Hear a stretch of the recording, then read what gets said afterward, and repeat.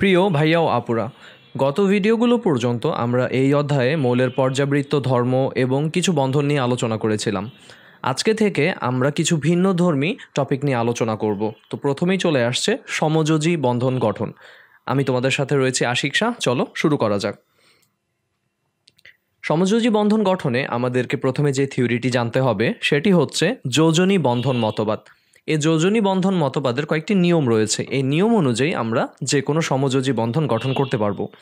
প্রথম নিয়মটি হচ্ছে, আমরা এটা অলরেডি গত ক্লাসগুলোতে দেখে এসেছি, যে কোনো অধাতব মৌলের সর্ববহিস্থ শক্তি স্তরে বিদ্যমান মোট বিজোড় ইলেকট্রন সংখ্যাটা তার যোজনী নির্দেশ করে।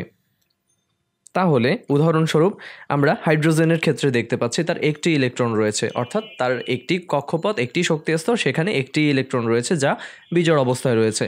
তাহলে হাইড্রোজেনের ক্ষেত্রে তার যোজনীটা হচ্ছে 1। অক্সিজেনের ক্ষেত্রে আমরা দেখতে পাই তার শেষ কক্ষপথে বিজোড় ইলেকট্রন রয়েছে 2টি, এজন্য অক্সিজেনের যোজনী হচ্ছে 2। কার্বনের ক্ষেত্রে আমরা দেখতে পাই যে তার শেষ কক্ষপথে বিজোড় ইলেকট্রন রয়েছে 2টি, কিন্তু পরবর্তীতে যদি কার্বন সক্রিয় হয়ে যায় অর্থাৎ উত্তেজিত হয়, সেক্ষেত্রে তার দ্বিতীয় শক্তি স্তরে 2s এর 2টি ইলেকট্রনও বিজোড় অবস্থায় চলে যায়। সেক্ষেত্রে আমরা 4টি বিজোড় ইলেকট্রন পাই, এজন্য কার্বনের ক্ষেত্রে আমরা তার যোজনী 4 দেখে এসেছি। তাহলে ফাইনালি কি দাঁড়ালো, যে বিজোড় ইলেকট্রন সংখ্যাটাই হচ্ছে আমাদের সমযোজী বন্ধন সংখ্যা। তার মানে বিজোড় ইলেকট্রন যতটি, সমযোজী বন্ধনও ঠিক ততটি হবে। এখন সমযোজী বন্ধন সম্পর্কিত আমাদের পূর্বে যে ধারণাটা ছিল, অর্থাৎ নবম দশম শ্রেণীতে আমরা যা জেনে এসেছি এখনও তাই। সমযোজী বন্ধন কিভাবে ঘটবে? দুটি পরমাণু তাদের শেষ কক্ষপথের যে ইলেকট্রনটা তাদের শেয়ারিংয়ের মাধ্যমে সমযোজী বন্ধন গঠন করবে। এর পরবর্তী পয়েন্টটি হচ্ছে, দুটি পরমাণুর বিজোড় এবং বিপরীত স্পিন বিশিষ্ট দুটি অরবিটালের মধ্যে অধিক্রমণের ফলে, অধিক্রমণের ইংরেজি টার্মটি হচ্ছে ওভারল্যাপিং, অধিক্রমণের মাধ্যমে একটি সমযোজী বন্ধন গঠিত হয়। তাহলে এই কথাটি একটু গুরুত্বপূর্ণভাবে আমরা নেব, সেটা হচ্ছে যে বিজোড় এবং বিপরীত স্পিন বিশিষ্ট। তার মানে আমরা এখানে দুটি অরবিটালের উদাহরণের মাধ্যমে দেখে নিচ্ছি। এ এবং বি দুটো অরবিটাল। এ অরবিটালে যে ইলেকট্রনটি রয়েছে সেটি বিজোড় ইলেকট্রন, বিতেও একটি বিজোড় ইলেকট্রন রয়েছে, কিন্তু তাদের স্পিনটা একই দিকে। তাহলে এরা কোনো সমযোজী বন্ধন গঠন করতে পারছে না। দ্বিতীয় ক্ষেত্রে আমরা দেখতে পাচ্ছি যে এ অরবিটালে দুটি ইলেকট্রন রয়েছে এবং বি অরবিটালে একটি। তো আমরা বন্ধন গঠিত হওয়ার পরে কোনো অরবিটালে ওভারল্যাপিংয়ের ফলে আমরা দুটি ইলেকট্রন অর্থাৎ একটি দুটির শেয়ারিং ঘটে, সেক্ষেত্রে আমরা একটি সমযোজী বন্ধন পাই। তো এখানে যেহেতু এ অরবিটালে আগে থেকেই দুটি ইলেকট্রন রয়েছে, এরাও কোনো সমযোজী বন্ধন গঠন করতে পারছে না। এরপরে দেখতে পাচ্ছি এ এবং বি দুটিতেই দুটো করে ইলেকট্রন রয়েছে, অর্থাৎ এক্ষেত্রে তো আরও সম্ভব নয়। শেষ ক্ষেত্রে আমরা দেখতে পাচ্ছি যে এ অরবিটালে একটি বিজোড় ইলেকট্রন এবং বি অরবিটালেও একটি বিজোড় ইলেকট্রন রয়েছে এবং তাদের স্পিনটা পরস্পর বিপরীত, অর্থাৎ এক্ষেত্রেই শুধুমাত্র আমাদের সমযোজী বন্ধন গঠন করা সম্ভব। তাহলে আমরা যে কোনো সমযোজী বন্ধন গঠনের ক্ষেত্রে সর্বশেষ যে ক্রাইটেরিয়াটা সেটা মেনটেন করে চলার চেষ্টা করব, যে আমাদের ইলেকট্রন হবে বিজোড় এবং বিপরীত স্পিন বিশিষ্ট এবং তারাই শেয়ারিংয়ের মাধ্যমে সমযোজী বন্ধন গঠন করবে। এবার আমরা চলে আসছি নতুন একটি টপিকে, অরবিটালের অধিক্রমণ বা ওভারল্যাপিং এবং তার প্রকারভেদ। প্রথমে অরবিটালের অধিক্রমণ বা ওভারল্যাপিং বলতে আমরা কি বুঝি? অধাতব মৌলসমূহ সমযোজী বন্ধন গঠনের সময় পরস্পরের নিকটবর্তী হয়ে প্রত্যেকের বিজোড় ইলেকট্রন সমৃদ্ধ অরবিটালগুলো দিয়ে একটির উপর অপর অরবিটালের অবস্থান ঘটায়। অর্থাৎ আমরা সহজ ভাষায় ওভারল্যাপিং বলতে যা বুঝি সেটা হচ্ছে একটি অরবিটালের উপরে আরেকটি অরবিটাল এসে পড়বে এবং সেটাকে আমরা ওভারল্যাপিং বা অরবিটালের অধিক্রমণ বলছি। এবার এই অধিক্রমণের কয়েকটি প্রকারভেদ রয়েছে, আমরা ধীরে ধীরে সেই প্রকারভেদগুলো নিয়ে আলোচনা করব। প্রথমটি হচ্ছে এস অধিক্রমণ অথবা এস ওভারল্যাপিং। তাহলে নাম দেখেই আমরা বুঝতে পারছি যে এখানে একটি এস অরবিটালের সাথে আরেকটি এস অরবিটালের ওভারল্যাপিং ঘটবে। তাহলে এরকম কি উদাহরণ রয়েছে? এরকম উদাহরণ রয়েছে হাইড্রোজেন। তাহলে আমরা একটু ছবিটা দেখে নেই। ছবিতে আমরা দেখতে পাচ্ছি যে একটি এস অরবিটাল এবং আরেকটি এস অরবিটাল, এরা যখন ওভারল্যাপিং করছে, ওভারল্যাপিংয়ের ফলে আমরা এস ওভারল্যাপিং দেখতে পাচ্ছি, অর্থাৎ একে আমি বলছি এস অধিক্রমণ। তার মানে একটি এস এবং আরেকটি এস মিলিত হয়ে যে ওভারল্যাপিংটি ঘটাচ্ছে সেটি হচ্ছে এস ওভারল্যাপিং। এর পরবর্তীতে আমরা দেখতে পাচ্ছি এসপি অধিক্রমণ বা এসপি ওভারল্যাপিং।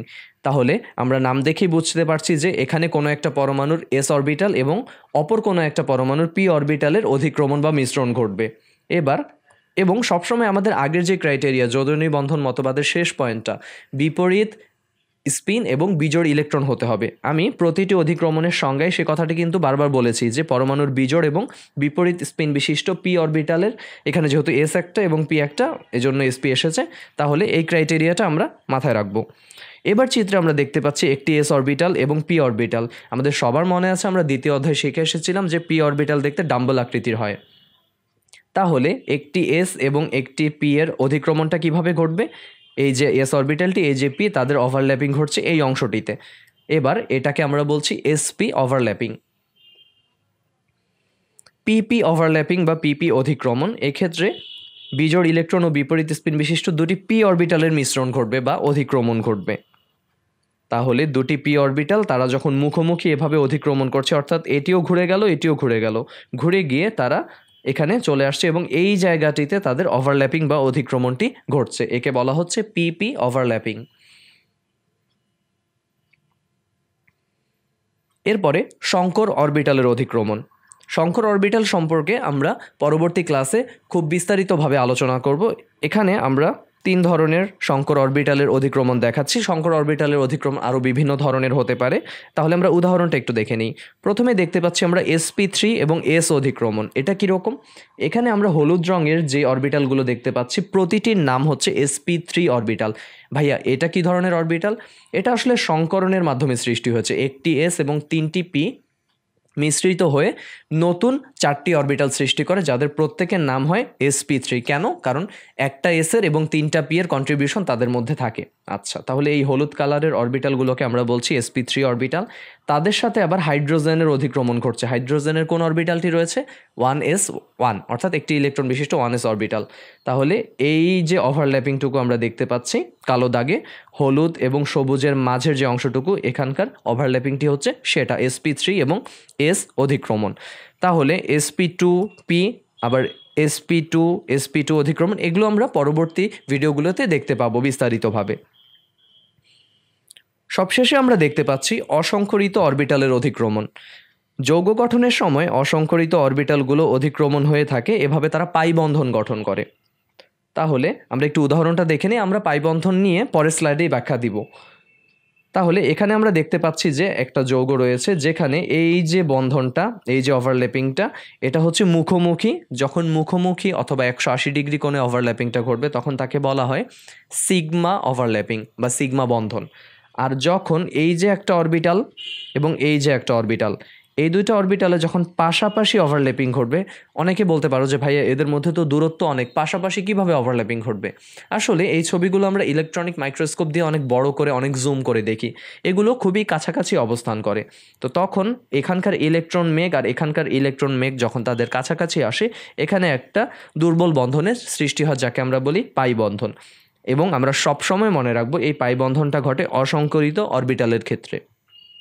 তাহলে আমরা 5 ধরনের অধিক্রমণ বা ওভারল্যাপিং দেখলাম। এই ওভারল্যাপিংগুলোর মূল উদ্দেশ্য কি? মূল উদ্দেশ্যটাই হচ্ছে, যেমন এটার ক্ষেত্রে যদি বলি, এখান থেকে একটা ইলেকট্রন যাচ্ছে এবং এখান থেকে একটা ইলেকট্রন আসছে, অর্থাৎ এই জায়গাটিতে সমযোজী বন্ধন সৃষ্টি হচ্ছে। আমরা যেমন নবম দশম শ্রেণীতে দেখতাম যে ওই পরমাণু থেকে একটা ইলেকট্রন, এই পরমাণু থেকে একটা ইলেকট্রন, এরা মিশ্রিত হয়ে সমযোজী বন্ধন করছে। এখানে আমরা একটু ডিটেলস এবং ডিপ ধারণাগুলো দেখব যে কিভাবে আসলে ঘটনাটা ঘটছে। আসলে কি শক্তি স্তরের সাথে শক্তি স্তরের ওভারল্যাপিং ঘটে নাকি অরবিটালের সাথে অরবিটালের? অবশ্যই অরবিটালের সাথে অরবিটালের। এরপরে আমরা চলে যাচ্ছি অধিক্রমণ বা ওভারল্যাপিং এর প্রকৃতি অনুযায়ী সমযোজী বন্ধন 2 প্রকার। প্রথমটি হচ্ছে সিগমা বন্ধন এবং পরেরটি হচ্ছে পাই বন্ধন। একটু আগে একটা উদাহরণে আমরা এদের সম্পর্কে ধারণা পেয়ে এসেছি, এবার আমরা ডিটেলসে পড়ব। প্রথমে আসছি সিগমা বন্ধনে। দুটি পারমাণবিক অরবিটাল পরস্পরের সাথে মুখোমুখি অথবা 180 ডিগ্রি কোণে তাদের নিউক্লিয়াস বরাবর অধিক্রমণের মাধ্যমে যে বন্ধন গঠিত হয় তাকে সিগমা সমযোজী বন্ধন বা সংক্ষেপে সিগমা বন্ধন বলে। এটি কীরকম? এই যে এখানে আমরা দেখতে পাচ্ছি এস এবং পি অরবিটাল মুখোমুখি অধিক্রমণ করছে, অর্থাৎ একই অক্ষ বরাবর তাদের অবস্থান এবং তারা মুখোমুখি যখন ওভারল্যাপিং করবে এই ওভারল্যাপিংয়ের ফলে যে বন্ধনটা সৃষ্টি হবে তাকে আমরা সিগমা বন্ধন বলবো।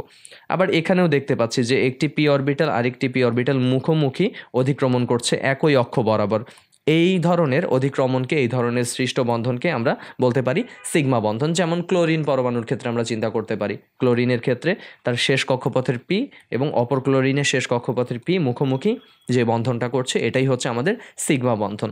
তাহলে সবশেষ কথা হচ্ছে সিগমা বন্ধনে আমাদের অরবিটালগুলোর মুখোমুখি অধিক্রমণ ঘটবে।